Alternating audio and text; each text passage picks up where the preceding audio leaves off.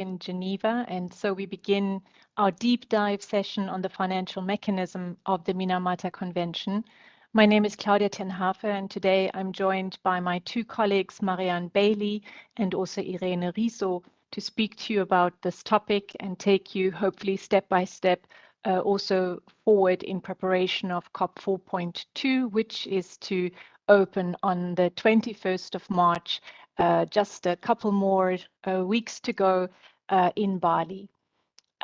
With that, let us begin today's presentation. And firstly, just to outline that this agenda item, namely the agenda item on the financial resources and financial mechanism of the Minamata Convention, is set to be opened according to the tentative schedule of work on Tuesday, the 22nd of March. You see it displayed here. The agenda item consists of 3 sub-items. Firstly, the GEF, next, the specific international program, the SIP, and thirdly, also the financial review of the review of the financial mechanism. With that, let me take us to the next slide to give an overall background to Article 13, which is the article where financial resources and the financial mechanism are set out in our convention. Let me first take you to the first paragraph of Article 13, which is on financial resources, and you see it displayed here because it is the undertaking of all parties within their capabilities to provide for financial resources at the national level in their endeavor to implement this convention according to their national priorities, their national plans, etc., as you can see displayed here. We'd like to highlight this, of course, as important because it is the first paragraph in our Article 13. But for completeness, please also have a look at the paragraph 2, 3, and 4 that are also important to keep in mind what the drafters of the convention text had in mind on financial resources. But moving along to financial mechanism, in this regard, Article 13, paragraph 6 sets out that the financial mechanism is to include the GEF Trust Fund, the Global Environmental Facility Trust Fund on the one hand, and also a specific international program to support capacity building and technical assistance. Furthermore, then after paragraph 6, there are paragraphs 7 and 8 that give more information in relation to the GEF as one of the entities of the financial mechanism.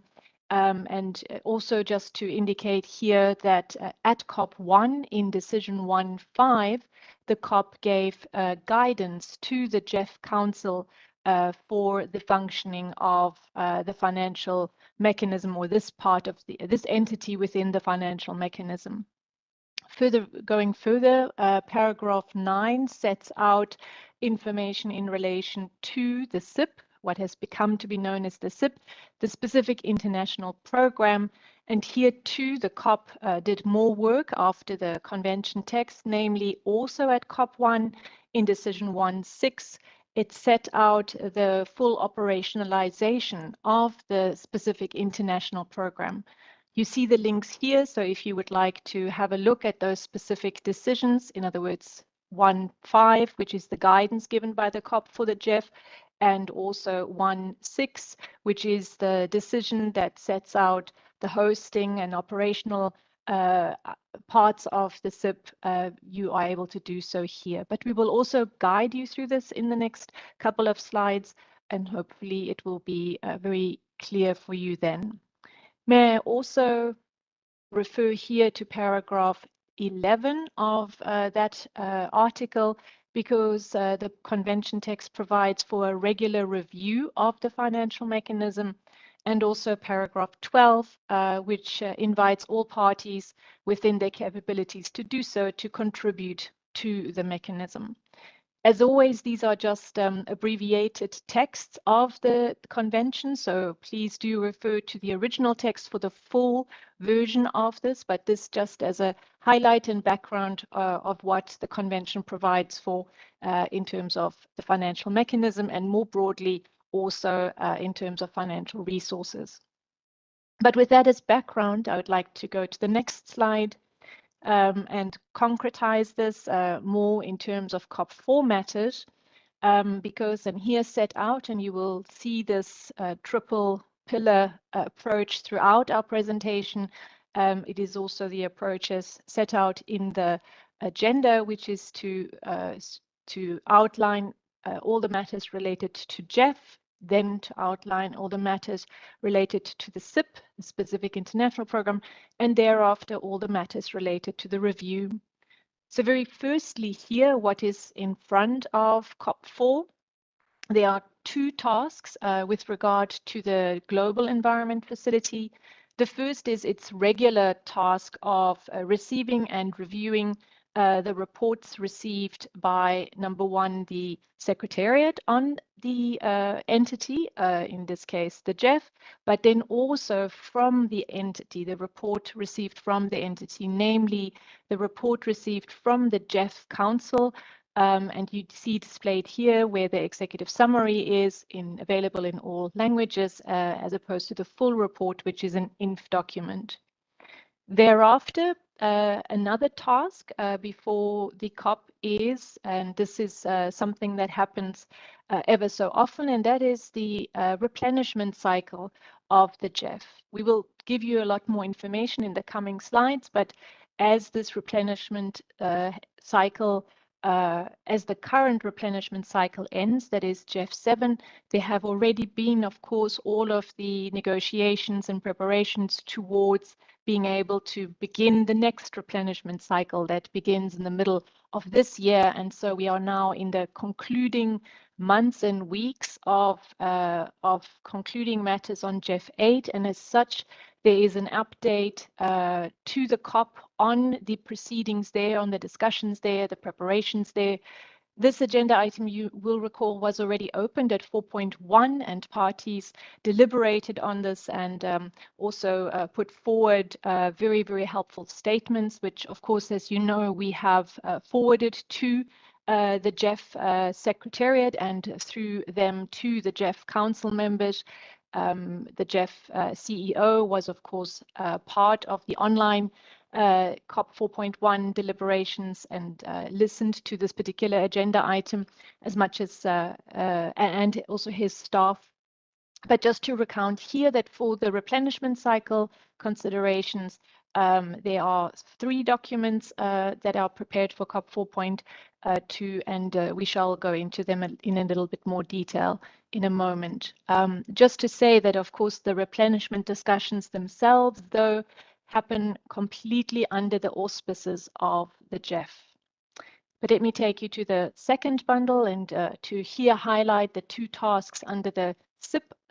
Firstly, as an entity of the financial mechanism, it is to put forward a regular report. And so here 2 are the reports from the Secretariat and of the SIP governing board in terms of the work of the last intersessional period, which equates for the SIP governing board to the launch of the 3rd round of the SIP.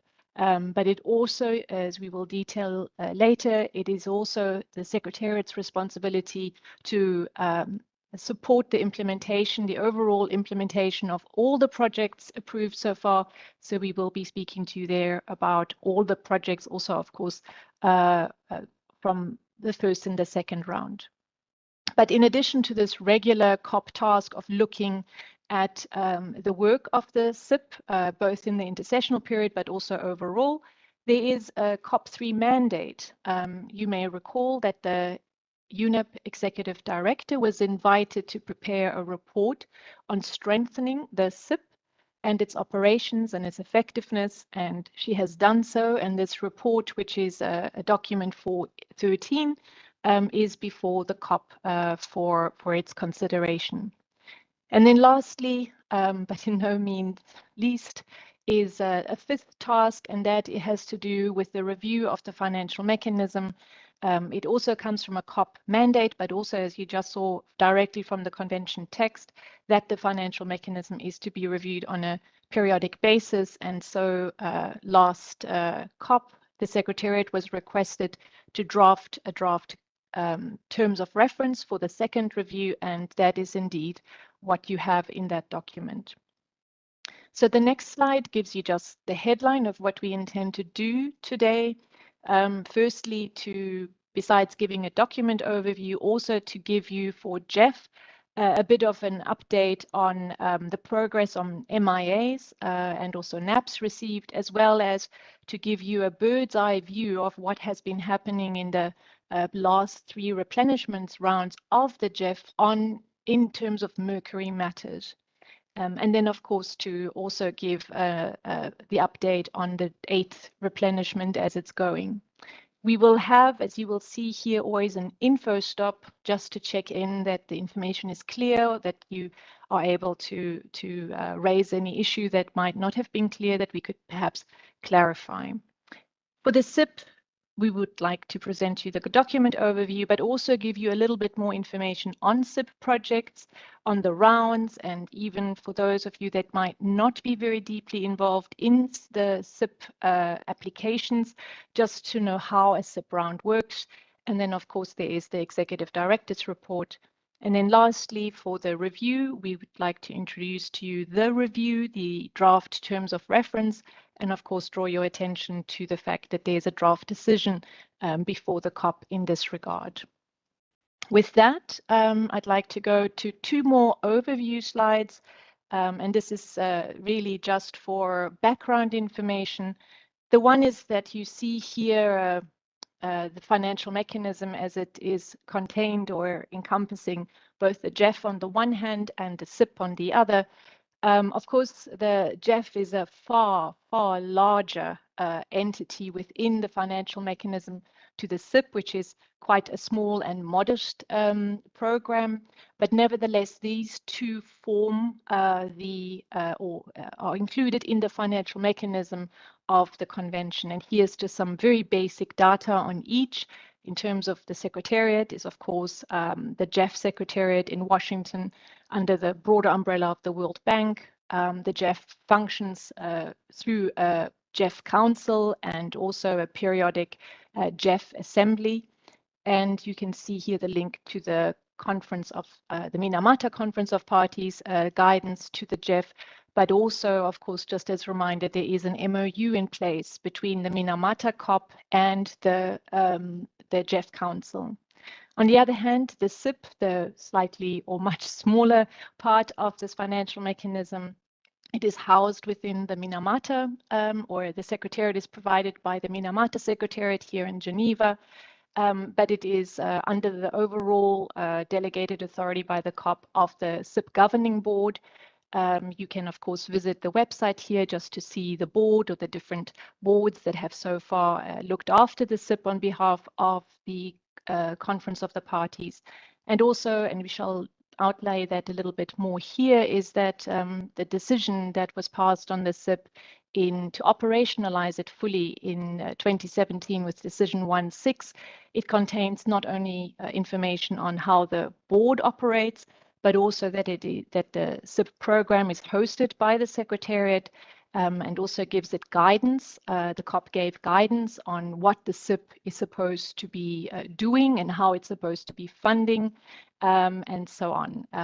Let me also just highlight here that at its first meeting, the SIP Governing Board developed and adopted its rules of procedure. And this is very important, of course, because it is, of course, the role of the SIP Governing Board to look after all parties and their ability to make use of the SIP, all eligible parties and their ability to make use of the SIP. With that, I have one more slide. Just this particular table is also available in document 413, which is the compilation of deadlines under the Minamata Convention. And here the text is probably far too small for you to see, but the reason why we've included it here is that the financial mechanism, whether that's the GEF or whether that is the SIP, is there to support parties in the implementation of their obligations. And this is a very important part of the functioning and the intent of the financial mechanism. And of course, these deadlines are a certain reminder of all of the work that parties have committed themselves to and are engaging in in terms of in aid of the objective of the convention.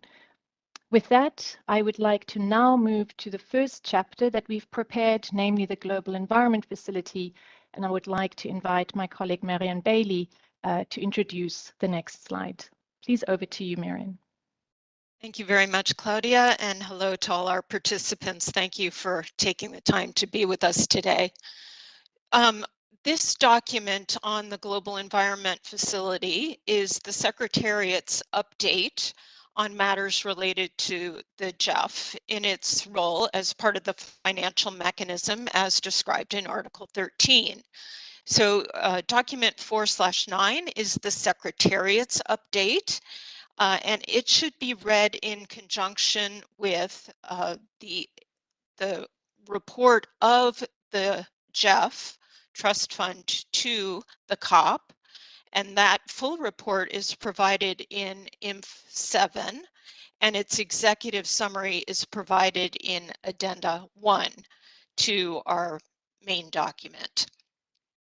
So the Secretariat and the GEF Council both prepare updates for every meeting of the Conference of the Parties, and the updates cover the work of the GEF Trust Fund, again in its role as part of our financial mechanism, as guided by the COP through the guidance adopted at COP-1 that Claudia already described, and within the framework of the established by the MOU between the GEF Council and the COP that she also mentioned. So again, the Secretariat's update should be read in conjunction with these reports from the report from the GEF and its executive summary. The GEF report, as always, covers the mandatory elements of the report as set forth in the MOU between the COP and the GEF. And those mandatory elements are responsiveness to guidance, evaluations relevant to the portfolio, and cooperation between the Secretariat and the GEF Secretariat. So it provides a very thorough summary and a listing of all the Mercury programs and projects approved in the reporting period, which is July 2019 to June of 2021.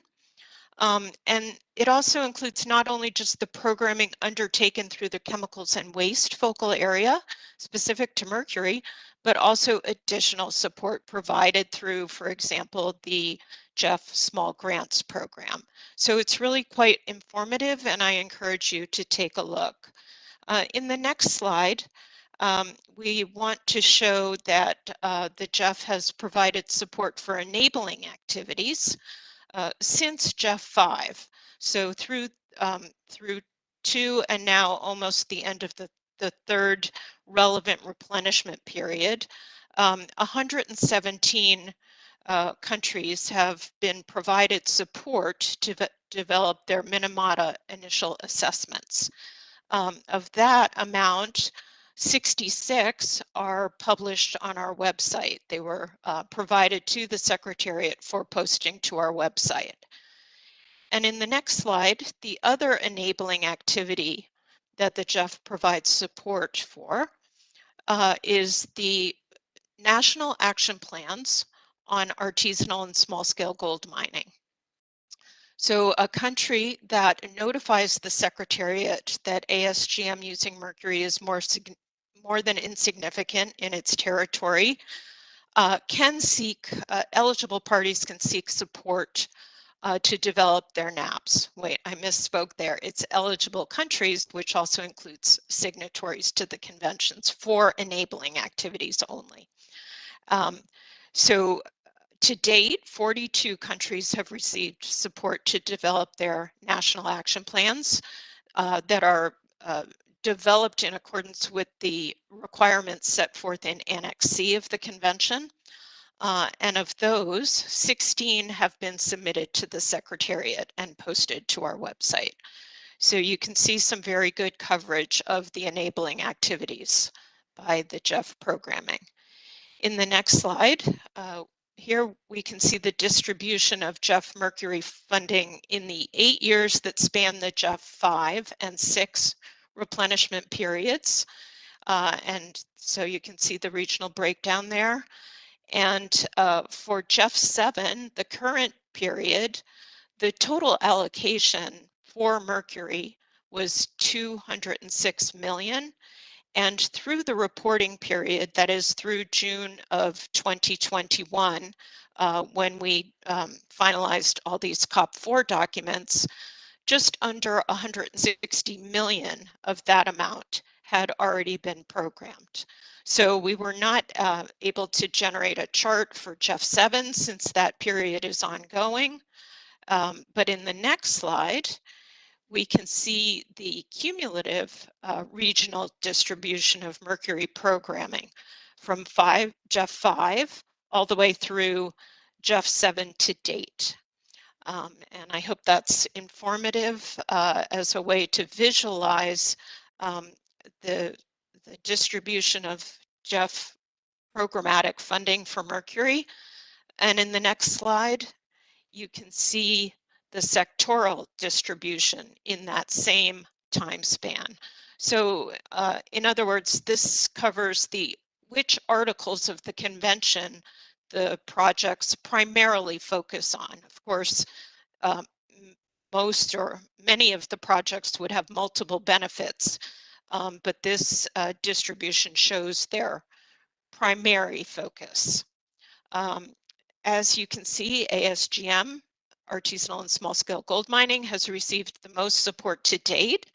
And that's because the Planet Gold program has taken a really transformational approach to the sector, and it has already expanded to 23 countries. Going forward, we might expect the distribution to shift given the many legally binding obligations that parties will be working to fully implement, and based on the timeline of those obligations that Claudia showed you the chart of in the previous slide. So that is a good segue to our next slide, which is on the other topic within this group of documents. So that, again, it's the 8th replenishment of the Global Environment Facility Trust Fund. And as Claudia mentioned, the COP looked at this topic at COP 4.1, and we had prepared document 4/10 to give the basic information on the replenishment process as it relates to the chemicals and waste focal area, and specifically to programming for the Minamata Convention. So the GEF 8 period will begin in July of 2022. It'll continue for 4 years until June of 2026. Again, the negotiations that are ongoing under the auspices of the GEF, and those negotiations will determine the resource allocations and programming directions for GEF 8. And the GEF Council is expected to take up the outcomes of these deliberations in just a few months, in June of this year. The addendum to this document will provide an update on the GEF 8 replenishment process. It should be available soon. And this brief update will just give you a glimpse of what has gone on in the subsequent replenishment meetings that have taken place. In fact, the 3rd replenishment meeting concluded just a couple of weeks ago, and we wanted to capture that in this addendum.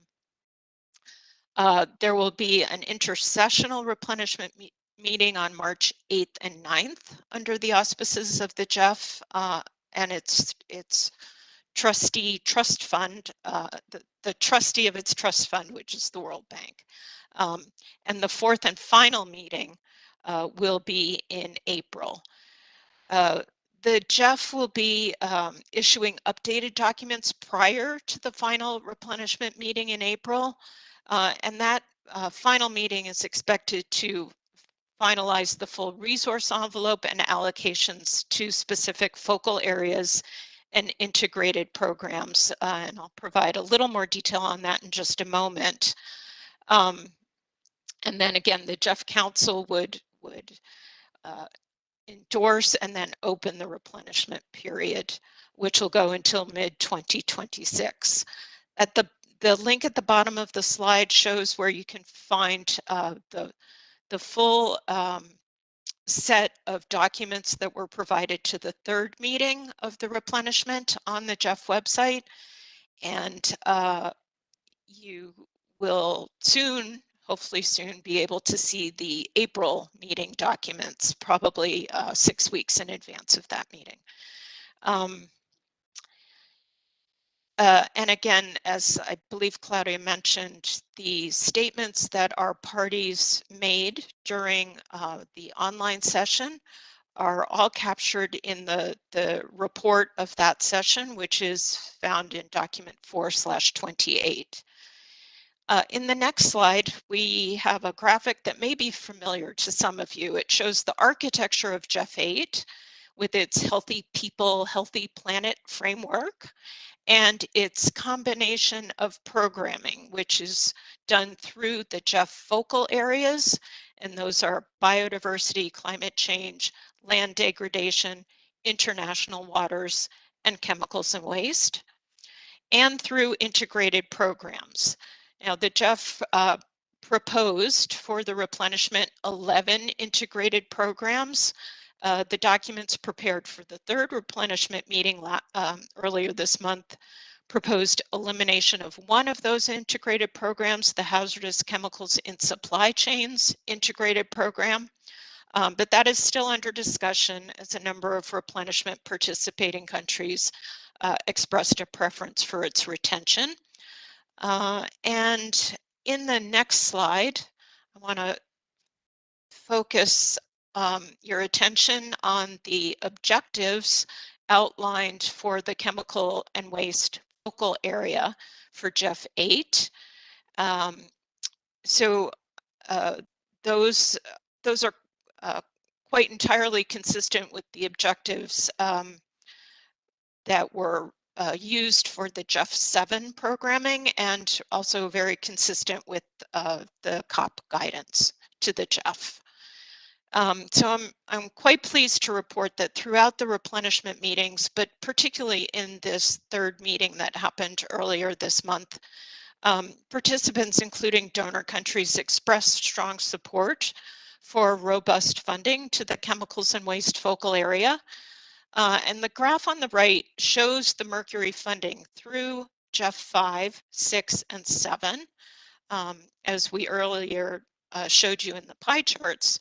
But now here you can see what is proposed by the GEF for GEF 8. And these are scenarios which show a very healthy increase, even in the lowest scenario, for a full GEF replenishment of $5 billion,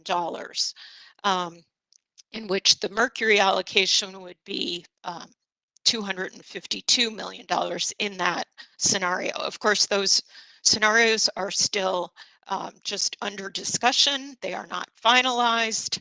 The final replenishment meeting will make decisions on actual funding levels, but it is quite an optimistic picture. So with that, I'd like to turn it back to Claudia for some review of this topic. Thank you. Thank you very much, Marian.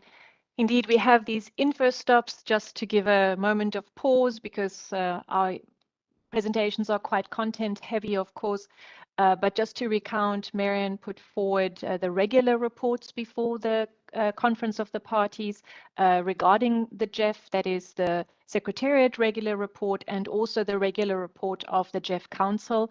And then, of course, there is the topic under much attention right now, which is the GEF 8 replenishment. And as you can see here, while it is under the full auspices of the GEF, we would like to try to keep our parties as best informed as possible and in this regard, the documents that Marian outlined are here to perhaps guide you in what is a very deep set of documents and a very deep process ongoing as we are speaking and meeting. If I may look into the virtual room, if any of that has triggered an immediate question, either for clarification or so on, we'd be happy to try to give some clarity. I think I see something. Let me just, Marian, I don't know if we can answer this directly, but we can give it a try, Marian. There's a question of how long it takes, or maybe you could outline a bit in terms of the process of application to the GEF in terms of support such as an MIA. The question reads, how long does the application of MIA support from GEF usually take place? And is there a deadline to submit such application? May I just perhaps ask if this is something that you might be interested for your government, it might help us just to know if you are from a party of the Minamata. It does make a slight difference sometimes. So if I may ask, Mr. Ali Akwatani, could you kindly just type perhaps if you are from a party, and then maybe we can also give you more specific information. And what we cannot give now, we can always try to follow up. But Marian, could you take a stab at that? Yes, I'd be happy to. So the enabling activities are expected, will continue in the GEF 8 replenishment period. So parties as well as signatories to the convention can apply for enabling activity support. So wonderful. So you are from a party, so that's good news. I can't give an exact estimate of the number of months it takes from the time you express interest in obtaining enabling activity support to the time that such a project would be approved by the GEF Secretariat and put in motion. It would be a number of months. And the important thing to do would be to work with one of the GEF agencies to get the paperwork and the application started to receive support for an enabling activity. And we would be happy to help you work through that. Thank you very much, Marian. If I don't see another question right now popping up, we seem to have given some clarity there, but we would be happy to of course, try to give more offline afterwards. But then we could perhaps move on to our next topic, our next chapter of our presentation today, which is on the specific international program. And it gives me it's my great pleasure to introduce to you and hand over to our new colleague, our most recently new colleague, Irene Riso, who joins us specifically for the specific international program. So Irene, please over to you, if you could introduce the next bit. Thank you so much, Claudia. Good morning, good afternoon, good evening to all participants. My name is Irene Rizzo, as Claudia has just said, and I'm the new junior professional officer working on the specific international program. I would now like to turn to the specific international program to support capacity building and technical assistance, the CIP, as we call it, with the relevant documents being document 4/11, the addendum 1 to document 4/11, and document 4/13. Document 4/11, as you can see in this slide, sets out the Secretariat's overall report to COP-4 on the second component of the financial mechanism, the CIP. Section 2 of the document describes the support provided by the Secretariat to the CIP. Section 3 outlines the work of the Governing Board since the third meeting of the Conference of the Parties. Section 4 gives an overview of the third round of applications to the CIP. And Section 5 contains information on the status of the specific trust fund and the implementation of projects funded in the first and second rounds of applications. If I could have the next slide, please. Thank you. So the annexes to document 4/11 addendum 1 provide information relevant to the work of the governing board to the specific international program. Annex 1, as you can see in this slide, contains the report of the 5th meeting of the governing board, which took place online on the 24th and 25th of November of 2020. And at this meeting, the governing board agreed to the launch of the CIP, the 3rd round of applications to the CIP, and approved its timeline, among other matters. In Annex 2 of this document, you will find the report of the 6th meeting of the governing board, which again took place online from the 9th to the 13th of August of 2021, and which considered, among other things, the 24 applications submitted in the 3rd round of applications to the CIP, and approved 9 projects for funding of $2.2 million of US dollars. If I can have the next slide, please. Thank you. So the table in this slide gives you an overview of the 3 rounds of applications to the CIP, including the number of applications submitted, the number of projects approved, and the funding for each round. And as you can see, a total of 24 projects have been approved to date and are being implemented.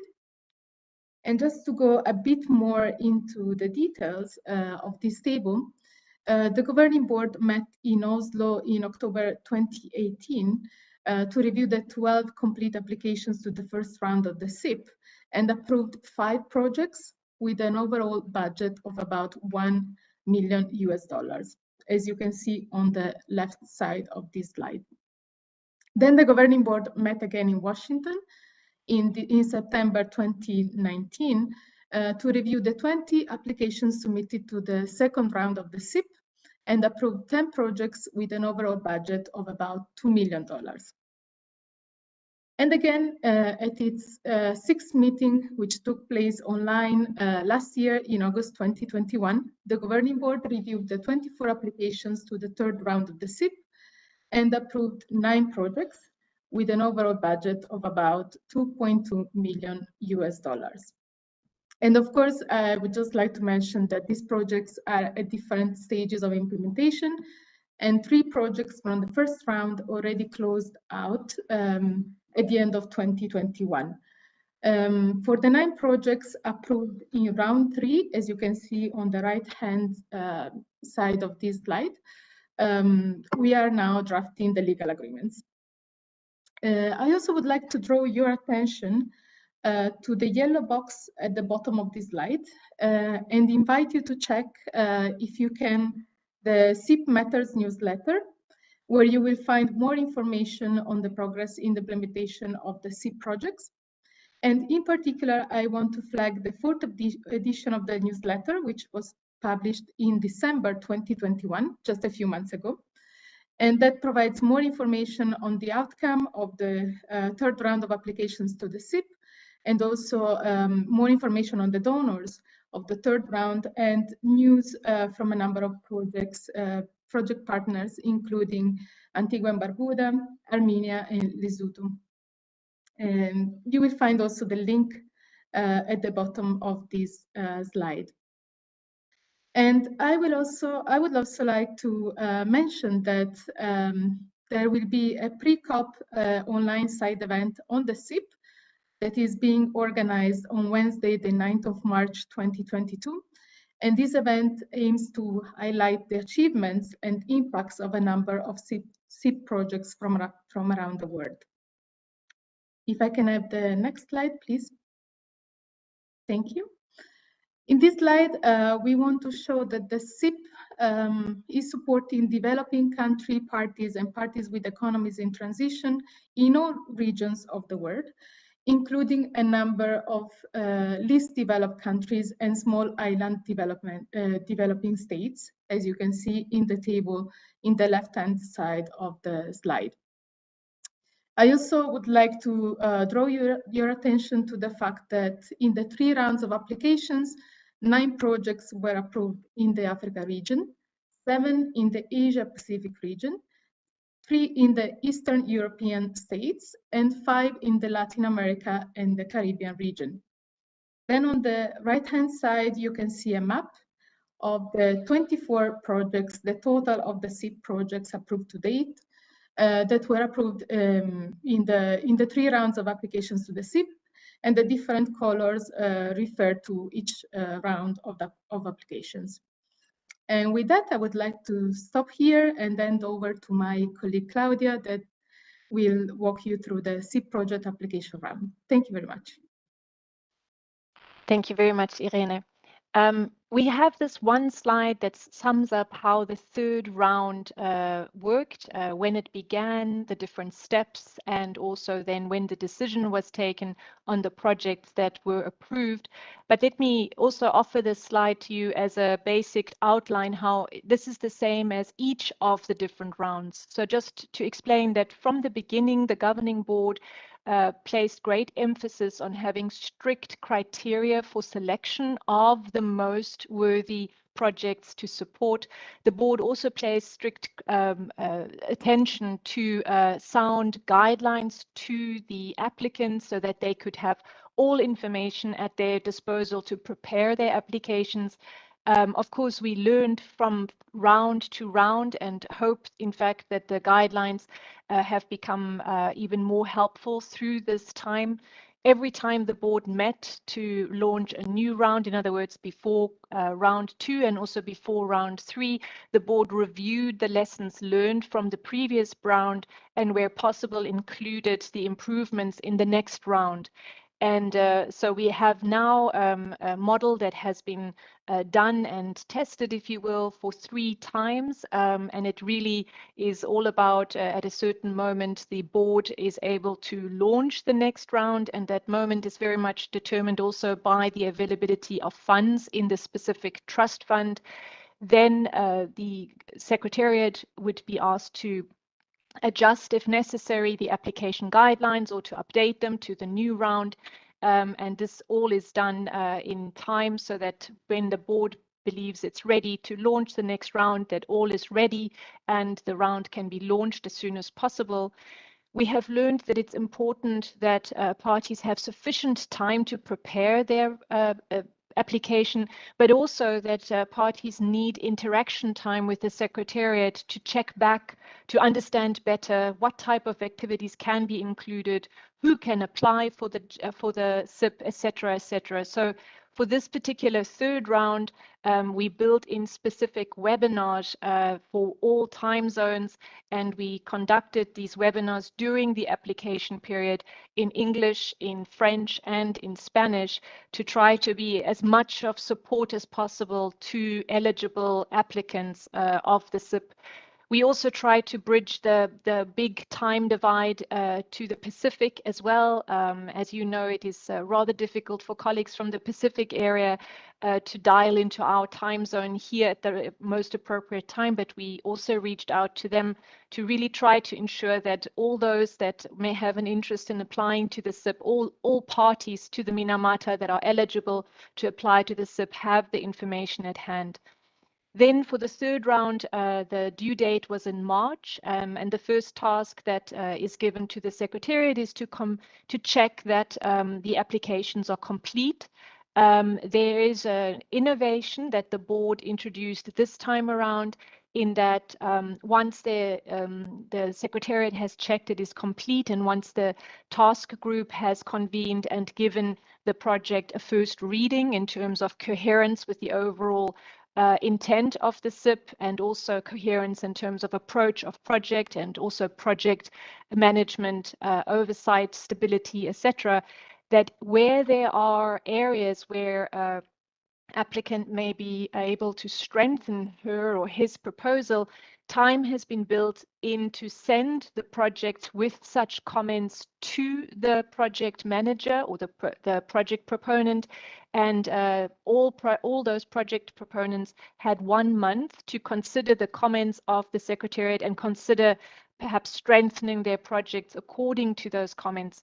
We've had very, very good response to that this year around. This time around, we had 24 applications and There were comments prepared for the applications, and many project applicants took the opportunity to strengthen their project applications according to some comments the Secretariat could provide to be more in line with the guidance, etc. And so we had this year an extremely strong set of projects before the governing board. But of course, the board is the one that can only decide according to the envelope of money that is available. And as you know, this year the board had 2.2 million at its disposal and was able to select 9 projects for implementation, which are now in the process of legal agreements being concluded, and they will rapidly start thereafter. So if you would like to be we say this in terms of whether you might like to be an applicant for the next round, or if you are just interested in terms of how we do this process. And this is also, of course, just for information also for the donors in terms of the rigor of our process in the project review and also in the project support time. With that, we arrive at the next part of the chapter on the SIP, namely that COP-3 requested or invited in fact, the UNEP Executive Director to present a report to COP-4 on the specific international program. And we have it here for you. It is report, it's document 413. And in this report, she has laid out, she has responded to that invitation and has laid out a report in 4 sections with 2 appendices, which I'll go into a little bit in a moment. So if I go to the next slide, which gives you an overall structure of the Executive Director's report on the SIP. I would just like to emphasize that, of course, this report was done with consultation of our Secretariat, but also of wider UNEP and also of the special program. And so this is a report that comes from UNEP, having looked at our sister related fund as well, the special program on institutional strengthening. But here, just in this table, is an outline how the report is structured. And if I may draw your attention to the fact that first, besides giving a background, as perhaps not everybody has followed the development of the specific international program in detail, the report sets out the intent expressed by governments at the beginning of it. It then sets out the institutional arrangements made for the SIP and its operationalization. And then the next chapter looks really in terms of the specific features of the SIP and how it is set up to support eligible parties in implementing their conventions, their obligations. It is a program that is aimed not at direct control measure support, but at the capacity for that party to be best equipped to put the measures in place that are part of Minamata party obligations. May I just say that, and you will see it here in this particular graph, and it is also captured in the report, that it shows where the SIP is different from and additional to the GEF. In other words, the GEF does not do something the SIP does, and the SIP does not do something the GEF does. The GEF has far larger funding available. That is one obvious comment to make, but also the SIP is an additional something. It could be something that precedes a GEF project. It could be something that could not be fit into a GEF project that a country might have. It might be unrelated to any other GEF work and simply be something the country has identified as important to its ability to implement obligations. May I also show here that the report specifically looks at how the SIP is different and distinct from the special program.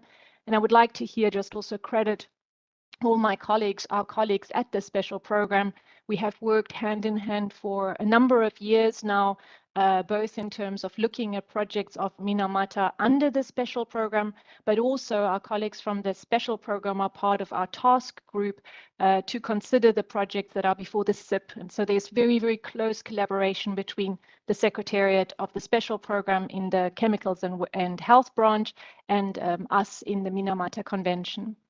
The unique features is outlined in the report. They are just highlighted here as well.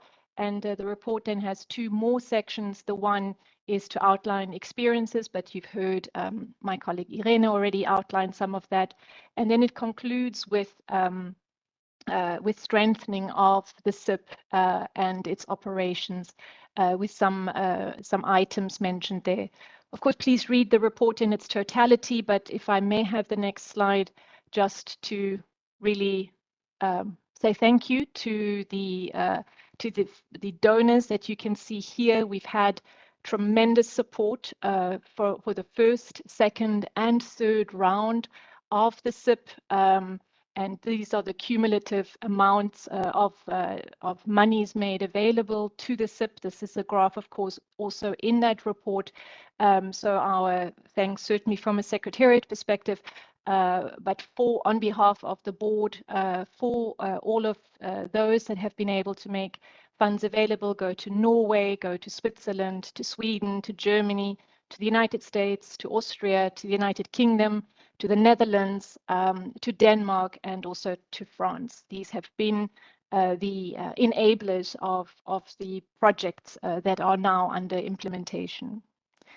And then in the next slide, just to draw your attention to the beginning or the second page of the Executive Director's report and some observations or comments from there in terms of the possible suggested action going forward to recognize that the SIP is special, that it has a specific value for the implementation of the Minamata parties that is not covered by GEF, that is not covered by the special program.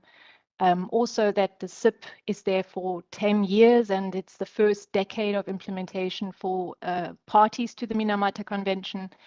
The SIP, of course, is alive through donor funding, and so both to recognize the donor funding that has come forward and to, of course, be hopeful for the next replenishment of the SIP.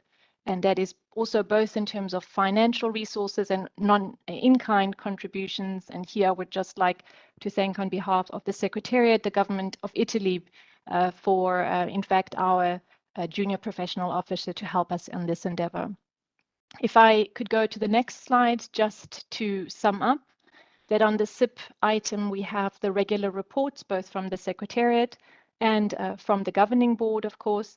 And then there is the Executive Director's report on the overall SIP, and I leave it at that.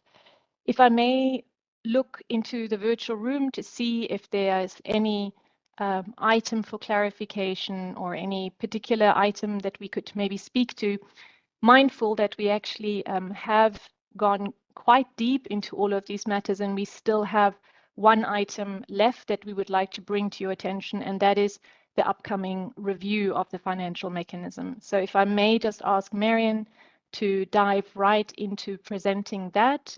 We do not have that much more time available, but we are definitely happy to answer any questions on SIP should you have any bilaterally or afterwards. So over to you, Marion, on the financial mechanism review.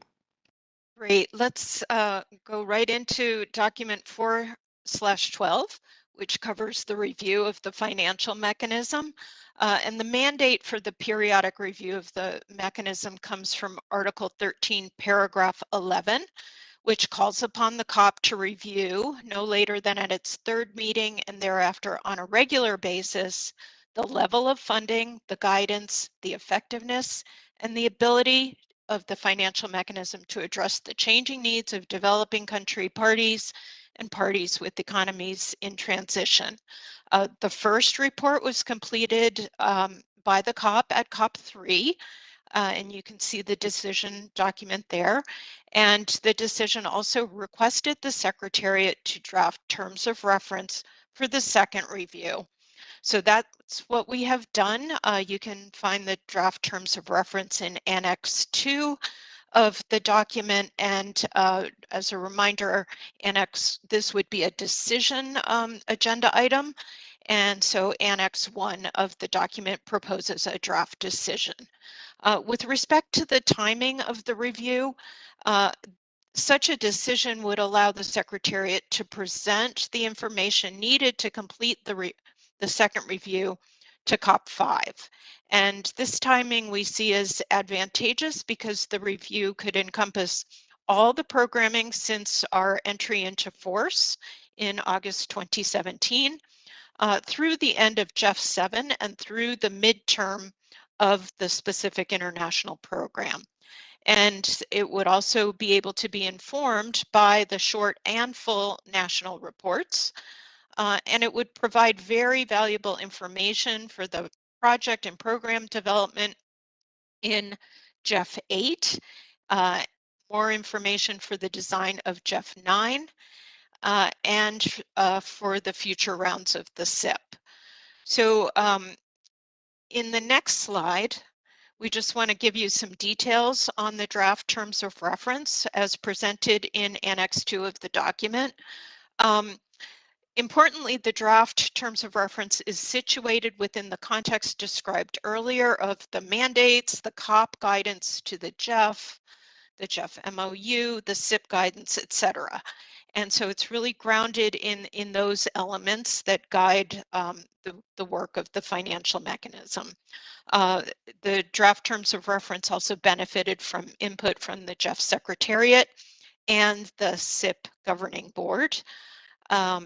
Its objective is reflective of what's required through paragraph 11 of Article 13. Again, it would cover August 2017 to July 2022 operations of the financial mechanism, and it would draw upon submissions and reports, and the Secretariat would ensure an independent and transparent review and would engage a consultant to prepare a draft report. On the right-hand side of your screen, you can see what the draft report would include according to the draft terms of reference. And the final element of which is this very important assessment against performance criteria. And in the next slide, I can discuss those performance criteria a bit. So building on all the information gathered for this report, the report would then conduct this assessment against these performance criteria, which are responsiveness to COP guidance, the mercury reductions, the actual pollution reductions and risk reductions engaged, the transparency and timeliness of the project approval process, the simplicity, flexibility, and expeditiousness of the procedures for accessing the funds, and for also implementing and reporting on projects, which is a lot of work for project partners. The adequacy and sustainability of the resources, the extent to which there's country ownership of the activities, the extent of stakeholder involvement, and any other significant issues raised by the parties. In the next slide, just to summarize what this agenda item would do, and the COP may wish to take a decision on the terms of reference for the second review and the timing of the review.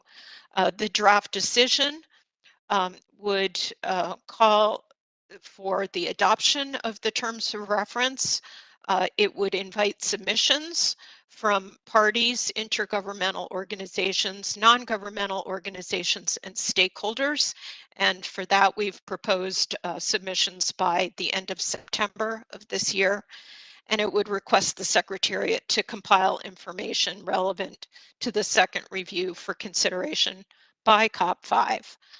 And just below, you can see the snapshot of the resources that we have programmed for this activity, for the engagement of the consultant to draft that report. I think in the next slide, we just have completed all our information provision to all of you, and we are open to questions. Thank you. Thank you very much, Marian.